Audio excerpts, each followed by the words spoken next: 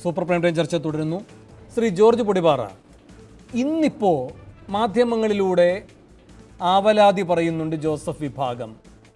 ഈ ജോസ് കെ മാണിയെ രാജ്യസഭാ അംഗത്വം നൽകിയപ്പോഴും അദ്ദേഹം ലോക്സഭാ സ്ഥാനം MP സ്ഥാനം രാജിവെച്ചപ്പോഴും ഏത് കമ്മിറ്റി കൂടി എന്ന് അതിപ്പോഴാണോ സാർ പറയേണ്ടത്? അത് പറയേണ്ട സന്ദർഭത്തിൽ പറയാതെ ഒരു തരത്തിലും ഈ പറയുന്ന കോൺഗ്രസ് ഇവർക്ക് ഓരോ കാര്യങ്ങൾ വെച്ച് നീട്ടി ബലപ്പെടുത്തുമ്പോൾ അതിലാർക്കാണ് ബലം കൂടുന്നത് എന്ന് വ്യവച്ഛേദിച്ചറിയാതെ ഇപ്പോൾ ഇങ്ങനെ കൈകാലിട്ടടിക്കുന്നത് കൊണ്ട് എന്തെങ്കിലും അർത്ഥമുണ്ടോ? ശ്രീ ജോർജ് പൊടിപാറ, ഇപ്പോൾ ഇവർ പറയുകയാണ് ഇങ്ങനെ ഈ കമ്മിറ്റിയൊക്കെ കൂടി അസാധാരണമായ നിലപാടെടുക്കുന്നത് ചരിത്രത്തിലാദ്യമാണ്. മുമ്പ് ജോസ് കെ മാണിയുടെ 2 തീരുമാനങ്ങൾ എടുക്കുമ്പോഴും ഈ കമ്മിറ്റികളൊന്നും ഉണ്ടായിരുന്നില്ലോ എന്ന്. ഇതിപ്പോൾ പറയുന്നത് കൊണ്ട് എന്തെങ്കിലും ഗുണമുണ്ടോ? വേണു, തീർച്ചയായിട്ടും കാര്യമായ പ്രയോജനമൊന്നും ഉണ്ടാകാൻ സാധ്യതയില്ല. കാരണം വളരെ ആസൂത്രിതമായ, വളരെ പ്ലാൻഡ് ആയിട്ടുള്ള ഒരു കോൺസ്പിറസിയോ അല്ലെങ്കിൽ ഒരു കോൾഡ് ബ്ലഡഡ് കില്ലിംഗ് തന്നെയാണ് ഇവിടെ സംഭവിച്ചിരിക്കുന്നത്. വളരെ തന്ത്രപൂർവ്വം. അദ്ദേഹം നേരത്തെ പറഞ്ഞത് ശരിയാണ്, ജേക്കബ് പറഞ്ഞത് സത്യമായിരിക്കാം. പാർലമെൻ്ററി പാർട്ടിയിൽ ഇതുപോലെ സീറ്റ് കൊടുക്കില്ല എന്ന വ്യക്തമായൊരു ഇത് പറഞ്ഞിട്ടില്ല. അല്ലെങ്കിൽ സ്റ്റിയറിംഗ് കമ്മിറ്റി യോഗത്തിലും നമ്മളെന്നാ സ്റ്റിയറിംഗ് കമ്മിറ്റി യോഗം കഴിഞ്ഞ് PJ ജോസഫ് ഇറങ്ങി വരുമ്പോൾ അദ്ദേഹത്തോടൊപ്പം ഉണ്ടായിരുന്നവർ അദ്ദേഹത്തിൻ്റെ ശരീരഭാഷ നോക്കുമ്പോൾ ഒരു പോസിറ്റീവായിട്ടുള്ള ഒരു അപ്രോച്ചാണ്, അല്ലെങ്കിൽ ഒരു പോസിറ്റീവ് തീരുമാനം ഉണ്ടാകാൻ പോകുന്നു എന്നൊരു തോന്നലുളവായി. ഒരുപക്ഷെ ജോസഫിന് ഉണ്ടായൊരു തെറ്റിദ്ധാരണയാണെന്ന് നമുക്കറിയില്ല. ഏതായാലും ആ യോഗത്തിൽ അങ്ങനെ ഒരു തീരുമാനമുണ്ടായി. പക്ഷെ അതിനുശേഷം ചെയർമാനെ ചുമതലപ്പെടുത്തുന്നു. ചെയർമാൻ അത് വളരെ ഭംഗിയായി പാർട്ടിയുടെ ലോക്കൽ കമ്മിറ്റികളെ അല്ലെങ്കിൽ മണ്ഡലം കമ്മിറ്റികളെയും അതുപോലെ തന്നെ പാർട്ടിയുടെ കോട്ടയം ജില്ലയിലെ പ്രാദേശിക ഘടകങ്ങളെ ഉപയോഗിച്ച് വളരെ കൃത്യമായും ഭംഗിയായും ജോസഫിൻ്റെ മോഹങ്ങൾ അല്ലെങ്കിൽ ജോസഫിൻ്റെ സ്വപ്നങ്ങളുടെ കടക്കൽ കത്തിവെക്കുന്നു. ഇനി ശ്രീ KM മാണി നിലപാട് മാറ്റും, അല്ലെങ്കിൽ ജോസ് കെ മാണിക്ക് ഒരു വീണ്ടും വിചാരം ഉണ്ടാകും എന്ന് പ്രതീക്ഷിക്കുന്നത് ശരിക്കും പറഞ്ഞാൽ അതൊരു എത്ര മനോഹരമായ നടക്കാത്ത സ്വപ്നം എന്നാണ് എനിക്ക് തോന്നുന്നത്. കാരണം ഏറ്റവും ഒടുവിൽ ശ്രീ തോമസ് ചാഴിക്കാടനുമായിട്ട് മാധ്യമങ്ങളുടെ മുമ്പിൽ പ്രത്യക്ഷപ്പെട്ട് അദ്ദേഹത്തിന് പ്രചരണത്തിന് ആശംസകൾ കൊടുത്തുകൊണ്ട് ജനങ്ങളുടെ മുമ്പിലേക്ക് യാത്രയാക്കുന്ന ശ്രീ KM മാണിക്ക് ഇനി എടുത്ത തീരുമാനത്തിൽ നിന്ന് പിന്മാറാൻ പറ്റുമോ? മാത്രമല്ല, കോൺഗ്രസിനും മുസ്ലിം ലീഗിനും അല്ലെങ്കിൽ കുഞ്ഞാലിക്കുട്ടിക്കും ഉമ്മൻചാണ്ടിക്കും ബെന്നി ബെഹനാനും അടക്കമുള്ള കോൺഗ്രസിലെ മുതിർന്ന നേതാക്കൾക്കെല്ലാം KM മാണി കൊടുക്കാൻ പോകുന്ന ഒരു ഉത്തരം, അല്ലെങ്കിൽ അവരുടെ വാക്കുകളിൽ തന്നെ നമുക്കറിയാം, ഇത് ആ പാർട്ടിയുടെ ആഭ്യന്തര പ്രശ്നമാണ്. പക്ഷേ ഇടപെടും പരിഹരിക്കും. ജോർജ് പൊടിപാറ, തെരഞ്ഞെടുപ്പിൽ സ്ഥാനാർത്ഥിയെ പ്രഖ്യാപിക്കുന്നത് വരെ ആ പാർട്ടിയുടെ ആഭ്യന്തര കാര്യമാണ്. അതുമായി ബന്ധപ്പെട്ടുണ്ടാകുന്ന തർക്കവും ആഭ്യന്തര കാര്യമാണ്. പക്ഷേ മുന്നണി എന്ന നിലയിലെ ബലമുള്ളൂ. തെരഞ്ഞെടുപ്പാണല്ലോ, അവിടെ ജയിക്കുകയാണ് വേണ്ടത്, പാർട്ടി കമ്മിറ്റിയിലേക്കല്ലല്ലോ മത്സരം. അപ്പോൾ മറ്റ് കക്ഷികൾ, പ്രധാനമായും കോൺഗ്രസ് വേണം. അവിടെ കോട്ടയത്ത് കോൺഗ്രസിനെ ഇങ്ങനെ അതൃപ്തരാക്കി നിർത്തിക്കൊണ്ട് ജയിച്ച് കയറാൻ കഴിയുമോ ചാഴികാടന്? അപ്പോൾ അതൊരു വലിയ പരീക്ഷണം എന്ന നിലയിൽ മാണിയെയും ദുർബലമാക്കില്ലേ? ജോസ് കെ മാണിയെയും പ്രതിസന്ധിയിലാക്കില്ലേ? ശരി, ശ്രീ പൊടിപാറ, അങ്ങേലേക്ക് വരുന്നതിന് മുമ്പ് അങ്ങേലേക്ക് വരാം സാർ. അതിന് ഞാനൊരു ഉത്തരം പറയാം. PJ ജോസഫ് ജയിക്കുന്നതിനേക്കാൾ മാണിക്ക് നല്ലത് ചാഴികാടൻ തോക്കുന്നതാണ്. എന്തുകൊണ്ടാണത്? അങ്ങനെ ശത്രുവായ PJ ജോസഫ് ജയിച്ച് കൂടുതൽ ശക്തനാകേണ്ട കാര്യമില്ല. അതാണ് അതിനകത്തെ പ്രശ്നം. മാത്രവുമല്ല, രാജ്യസഭാ സീറ്റാണ്, രാജ്യസഭാ സീറ്റ് ജോസ് കെ മാണിക്ക്. UPA ആണ് അധികാരത്തിൽ വരുന്നതെങ്കിൽ നടക്കാത്ത സ്വപ്നമാണല്ലോ അല്ല, അത് ഉൾപ്പെടെ. പക്ഷേ ശ്രീ ആന്റണി രാജു PJ സമ്മതിച്ചു എന്നാണ് കേൾക്കുന്നത്. അതായത് ഞാൻ ലോക്സഭാ സ്ഥാനാർത്ഥിയുടെ മത്സരിക്കാം, ജയിച്ച് ഞാൻ അവിടെ പോയാലും UPA അധികാരത്തിൽ വന്നാലും എനിക്ക് മന്ത്രിസ്ഥാനം വേണ്ട, അത് ജോസ് കെ മാണി തന്നെ എടുത്തോളൂ. ഇങ്ങനെയൊക്കെ ഉണ്ടോ? ഇതൊക്കെ ജോസഫ് വിഭാഗം നടത്തിയ അപപ്രചരണങ്ങളാണെന്ന് ജോസ് കെ മാണിയുടെയും മാണി ഗ്രൂപ്പിന്റെ ആളുകൾ പരസ്യമായി പറഞ്ഞല്ലോ. ഈ വാർത്തകളുടെ എല്ലാം ഉറവിടം അവർ കണ്ടെത്തിയിട്ടുണ്ട്. ഈ വാർത്തകളുടെ ഉറവിടം ജോസഫ് വിഭാഗത്തിന്റെ സോഷ്യൽ മീഡിയയുടെ ആരംഭത്തിലാണെന്നുള്ള അവർ കണ്ടെത്തി കഴിഞ്ഞിരിക്കുന്നു. ആളെ വരെ കണ്ടെത്തിയിട്ടുണ്ട് ഈ വാർത്തയുടെ ഉറവിടം എവിടെ നിന്നാണെന്നുള്ളത്. PJ ജോസഫ് സാറിന്റെ പഴയൊരു സ്റ്റാഫാണ് ഈ ഇത്തരം വാർത്തകൾ പുറപ്പെടുവിക്കുന്നത്. അവർ കണ്ടുപിടിച്ചു കഴിഞ്ഞു. എന്തായിരുന്നു അതിന്റെയൊക്കെ പിന്നിലെ ഉദ്ദേശം? എനിക്കറിയാത്തോണ്ട് ചോദിക്കാം. അതിന്റെയൊക്കെ പിന്നിലെ ഉദ്ദേശം എന്ന് പറഞ്ഞാൽ അങ്ങനെ ഒരു സിറ്റുവേഷൻ ഉണ്ടാക്കി ഇത് ഞങ്ങൾക്ക് അനുകൂലമാക്കാമെന്നുള്ള ഒരു വ്യാമോഹത്തിൽ മാത്രമാണ്. ശരി, അങ്ങനെയൊക്കെ സീരിയസ് ആയിട്ടുള്ള ഒരു മൂവ് നടത്തിയിട്ടില്ല ഇതിനകത്ത്. ശരി, ശ്രീ പൊടിപാറ, അങ്ങേക്ക് തുടരാം സാർ. ഞാൻ ശ്രീ ആന്റണി രാജു പറഞ്ഞ ആ കാര്യം വളരെ പ്രസക്തമാണ്. ഞാനും അത് പറയാനാണ് തുടങ്ങിയത്. ഇവിടെ തോമസ് ചാഴിക്കാടൻ ജയിക്കുന്നതാണോ അതോ PJ ജോസഫ് അവിടെ സ്ഥാനാർത്ഥിയാകാതിരിക്കുന്നതാണോ പാർട്ടിക്ക് പ്രധാനം, അല്ലെങ്കിൽ KM മാണിക്കും ജോസ് കെ മാണിക്കും പ്രധാനം എന്നുള്ളതാണ് $1 മില്യൺ ക്വസ്റ്റ്യൻ. അവിടെ KM മാണിയും അതുപോലെ ജോസ് കെ മാണിയും അവരെ അനുകൂലിക്കുന്നവരും തീരുമാനിക്കുന്നു. പാർട്ടി പിളർന്നാലും ശരി, ജോസഫ് എന്ത് ചെയ്താലും ശരി, PJ ജോസഫിനെ കോട്ടയത്ത് സ്ഥാനാർത്ഥിയാക്കില്ല, PJ ജോസഫിനെ സ്ഥാനാർത്ഥിയാക്കി നിർത്തി കോട്ടയത്ത് ജയിപ്പിക്കില്ല. അപ്പോൾ ഈ സാഹചര്യത്തിൽ ആ ഒരു സ്ഥാനാർത്ഥി കോട്ടയം സീറ്റ് നഷ്ടപ്പെടുന്നതാണോ PJ ജോസഫ് പാർട്ടിയിൽ പിടിച്ച അല്ലെങ്കിൽ PJ ജോസഫ് എടുത്ത നിലപാട് വിജയിക്കുന്നതാണോ? അങ്ങനെ വിജയിക്കാൻ PJ ജോസഫിനെ അയച്ചാൽ, PJ ജോസഫ് അങ്ങനെ ജയിക്കാൻ സാധിച്ചെടുത്താൽ, PJ ജോസഫിന് ജയിക്കാൻ കഴിഞ്ഞാൽ ഒരുപക്ഷെ അടുത്ത ഘട്ടത്തിൽ ശക്തനായ PJ ജോസഫ് ടോർപ്പിഡോ വെക്കുന്നത് ജോസ് കെ മാണി പാർട്ടി ചെയർമാൻ ആകുന്നതിനെ ആയിരിക്കും. ഇതുണ്ടാകാതിരിക്കാൻ, ഇങ്ങനൊരു സാഹചര്യം ഉണ്ടാകാൻ ശ്രീ KM മാണി ആഗ്രഹിക്കുന്നില്ല. തൻ്റെ മകൻ അല്ലെങ്കിൽ തൻ്റെ പിൻഗാമിയായി പാർട്ടിയുടെ ചെയർമാനായി ജോസ് കെ മാണിയെ വാഴിക്കാൻ അല്ലെങ്കിൽ ജോസ് കെ മാണി ആകണമെന്ന് അതിന് യാതൊരു കോംപ്രമൈസിനും തയ്യാറാകാത്ത ശ്രീ KM മാണി ജോസഫിനെ ശക്തനാക്കാൻ അനുവദിക്കില്ല. കോട്ടയത്ത് ജോസഫ് മത്സരിച്ചാലും അല്ലെങ്കിൽ ജോസഫ് മത്സരിക്കാതിരിക്കുന്നതിൻ്റെ പേരിൽ, സീറ്റ് നിഷേധിക്കുന്നതിൻ്റെ പേരിൽ ശ്രീ പൊടിപാറ, എനിക്ക് 2 ചോദ്യങ്ങളുണ്ട് സാർ. അതിലെ ആദ്യ ചോദ്യം നേരത്തെ ശ്രീ ആന്റണി രാജുവിനോട് ഞാൻ ചോദിച്ചത് തന്നെയാണ്. നാൾതോറും ഈ പറയുന്ന യൗവനം വന്ന് ഉദിച്ചുകൊണ്ടിരിക്കുന്ന അവസ്ഥയല്ല KM മാണിക്കെന്ന് PJ ജോസഫിനും അറിയാമല്ലോ. അപ്പോൾ ഒരു അധികാര കൈമാറ്റം എന്തായാലും ഉണ്ടാകുമെന്നറിയാം. ആ പാർട്ടിയുടെ സ്വഭാവം, അതിനകത്ത് നിന്ന് ഇതിനു മുൻപ് പല ഘട്ടങ്ങളിൽ അനുഭവിച്ചിട്ടുള്ള വ്യക്തിയാണ് PJ. നല്ല അനുഭവ പരിചയമുണ്ട്. ജോസ് കെ മാണി എങ്ങനെയൊക്കെ വളർത്തിയെടുത്തുകൊണ്ട് വരുന്നു എന്നതും കണ്ടു നിൽക്കുന്നയാളാണ് അദ്ദേഹം. അപ്പോൾ ഇങ്ങനെയൊരു ചുമതല മാറ്റം ഉണ്ടാകില്ല എന്ന് വിചാരിച്ചിരുന്ന് പെട്ടെന്ന് ഒരു അത്ഭുതത്തോടുകൂടി അത് തിരിച്ചറിഞ്ഞ് അപ്പോൾ പിന്നെ എന്ത് ചെയ്യാൻ കഴിയും എന്ന പരിഭ്രാന്തിയിൽ ഇത്തരം ചില നീക്കങ്ങൾ നടത്തുന്നു എന്നാണോ PJയെ പറ്റി മനസ്സിലാക്കേണ്ടത്? വേണു, തിരിച്ച് നമുക്ക് വേറൊരു രീതിയിൽ ഇതിനെ ഒന്ന് ചിന്തിച്ച് നോക്കാം. അല്ലെങ്കിൽ ഈ പ്രശ്നം വളരെ ലഘുവായി പരിഹരിക്കാവുന്നൊരു വിഷയമാണ് ശ്രീ KM മാണിയുടെ മുമ്പിലുള്ളത്. PJ ജോസഫ് എന്ന് പറയുന്ന പാർട്ടിയുടെ വർക്കിംഗ് ചെയർമാൻ ഒരു ആഗ്രഹം പ്രകടിപ്പിക്കുന്നു.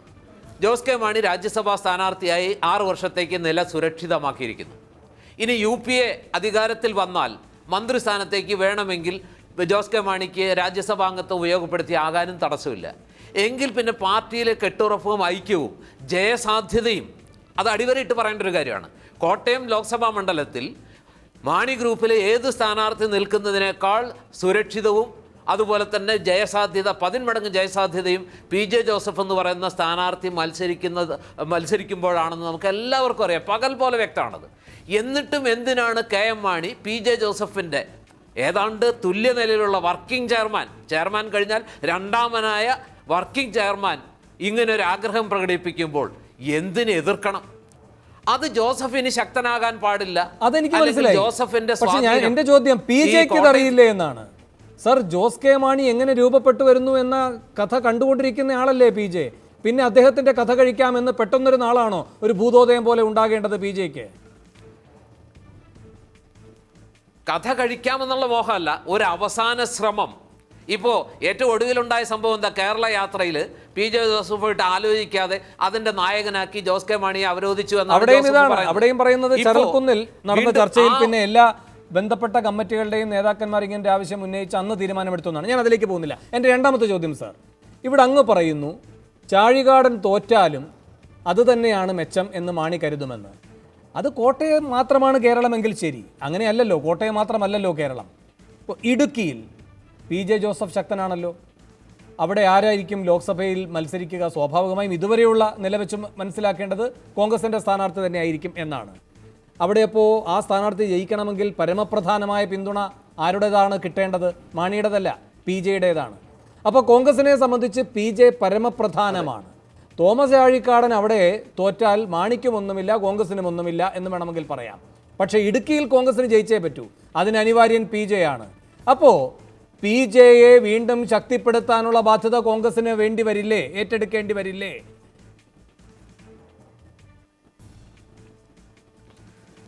സ്വാഭാവികമാണ് വേണു പറയുന്നത്, കറക്റ്റാണ്. ഈ ഒരു പ്രതിസന്ധി ഘട്ടത്തിൽ എനിക്ക് തോന്നുന്നു, നേരത്തെ ഒരു ചർച്ചയിൽ ആന്റണി രാജു നേരത്തെ സൂചിപ്പിച്ചതാണ്, അവസാന ഘട്ടത്തിൽ ഈ കുഴപ്പം പിടിച്ചൊരു സാഹചര്യത്തിൽ നിന്ന്, ഈ വിഷമവൃത്തത്തിൽ നിന്ന് കരകയറാനുള്ളൊരു ഫോർമുല എന്ന് പറയുന്നത് PJ ജോസഫിനായി ഇടുക്കി സീറ്റ് വിട്ടുകൊടുക്കാൻ കോൺഗ്രസ് തയ്യാറാകുക എന്നത് മാത്രമാണ്. അല്ലാതെ മാണിയുടെ മനസ്സ് മാറ്റാമെന്നും ജോസ് കെ മാണിക്ക് പുതിയൊരു ബോധോദയം ഉണ്ടാക്കാമെന്നും കരുതുന്നത് ശ്രീ പൊടിപാറ ഒന്ന് പൂർത്തിയാക്കിക്കോട്ടെ. അല്ല അതെ. ഈ അപ്പോൾ എനിക്ക് തോന്നുന്നത് അവസാന ഘട്ടത്തിൽ ശ്രീ ഉമ്മൻചാണ്ടി വിചാരിച്ചാലും മുല്ലപ്പള്ളി രാമചന്ദ്രൻ വിചാരിച്ചാലും കുഞ്ഞാലിക്കുട്ടി വിചാരിച്ചാലും കെ.എം. മാണി കോട്ടയം സീറ്റ് വിട്ടുകൊടുത്തുകൊണ്ട് ജോസഫിന് വിട്ടുകൊടുത്തുകൊണ്ട് ഒരു സമവായ ഫോർമുല ഉണ്ടാകാൻ പോകുന്നില്ല. അത് എഴുതിയത് പക്ഷെ അങ്ങ് പറഞ്ഞു വരുന്നത് കോൺഗ്രസിനെ ബലപ്പെടുത്തണം എന്ന് പറഞ്ഞ് ലീഗിനോട് കർക്കശമായ നിലപാടെടുത്ത് അത് ലീഗിനെയും ബോധ്യപ്പെടുത്തിയ പാർട്ടിക്ക് പിന്നെ മാണി കോൺഗ്രസിനെ ബലപ്പെടുത്തേണ്ട അടുത്ത ബാധ്യത വരുന്നു. ചെങ്ങന്നൂർ ഉപതെരഞ്ഞെടുപ്പ് കഴിഞ്ഞ് ലോക്സഭാ തെരഞ്ഞെടുപ്പ് വരുമ്പോഴും ബാധ്യത കോൺഗ്രസ് ബലപ്പെടുത്താനായി മാത്രം അവസരവുമായി നിൽക്കുന്നത് മാണി ഗ്രൂപ്പ്. ഇങ്ങനെയാണോ രാഷ്ട്രീയം? ഇതൊരു ക്രൈസിസ് സിറ്റുവേഷനാണ്. നേരത്തെ പറഞ്ഞൊരു പോയിന്റ് ഉണ്ട് അതിനകത്ത്. ജോസഫിന് ഇത്തരം ഒരു ആവശ്യം ഉന്നയിക്കാൻ പ്രേരിപ്പിച്ചതും പ്രോത്സാഹിപ്പിച്ചതും അല്ലെങ്കിൽ അങ്ങനെ ഒരു തന്ത്രം മെനഞ്ഞതും കോൺഗ്രസ് ആണെങ്കിൽ ജോസഫിൻ്റെ തന്ത്രം പൊളിയുകയും അദ്ദേഹം വല്ലാത്ത ഒരു ബോട്ടിൽ നെക്കിൽ അല്ലെങ്കിൽ മോചനമില്ലാത്ത ഒരു വിഷമവൃത്തത്തിൽ അകപ്പെടുകയും ചെയ്യുമ്പോൾ ഈ പ്രശ്നത്തിൽ നിന്ന് പരിഹാരം ഉണ്ടാകാനും ജോസഫിൻ്റെ കൂടെ പിന്തുണയില്ലെങ്കിൽ ഇടുക്കി സീറ്റിൽ കോൺഗ്രസ് ജയിക്കില്ലെങ്കിൽ ജോസഫിനെ പിന്തുണച്ച് ജോസഫിനെ സ്ഥാനാർത്ഥിയാക്കിക്കൊണ്ട് ഇടുക്കി UPAയുടെ അല്ലെങ്കിൽ ആ സീറ്റ് ജയിച്ചെടുക്കാനുള്ള അല്ലെങ്കിൽ രക്ഷിച്ചെടുക്കാനുള്ള ഒരു അവസാന ശ്രമം എന്നുള്ള നിലയ്ക്ക് കോൺഗ്രസ് ഇങ്ങനെ ഒരു ആലോചന മുന്നോട്ട് വെച്ചാൽ, ഈ ഒരു വിട്ടുവീഴ്ചയ്ക്ക് തയ്യാറായാൽ അതും ഒരു പൊളിറ്റിക്കൽ സ്ട്രാറ്റജി അല്ലേ വേണു? പക്ഷെ അപ്പോൾ ലീഗ് പ്രശ്നമുണ്ടാക്കില്ലേ? അങ്ങനെയും ഒരു സ്ട്രാറ്റജി ഉരുത്തിരിഞ്ഞ് 18 MLA ലീഗിന് അതൊരു പക്ഷെ ഉണ്ടായേക്കാം. അവിടെയാണ് ഈ പറയുന്ന കോൺഗ്രസുമായി ധാരണ എത്തി ഒരു രാജ്യസഭ കിട്ടും എന്ന നിലയിൽ ഹൈദരലി തങ്ങൾ പറഞ്ഞ് തൽക്കാലം എല്ലാവരെയും അനുനയിപ്പിച്ച് നിർത്തിയിരിക്കുന്നത്. അത് കുടത്തിൽ നിന്ന് ഭൂതത്തെ തുറന്നു വിടും പോലെയാകും, ഒരു ഇടുക്കി ഭൂതം. ഞാൻ ഇടവേളയിൽ കൂടി പോവുകയാണ്. ഒരുപക്ഷെ അങ്ങനെ ആകാം.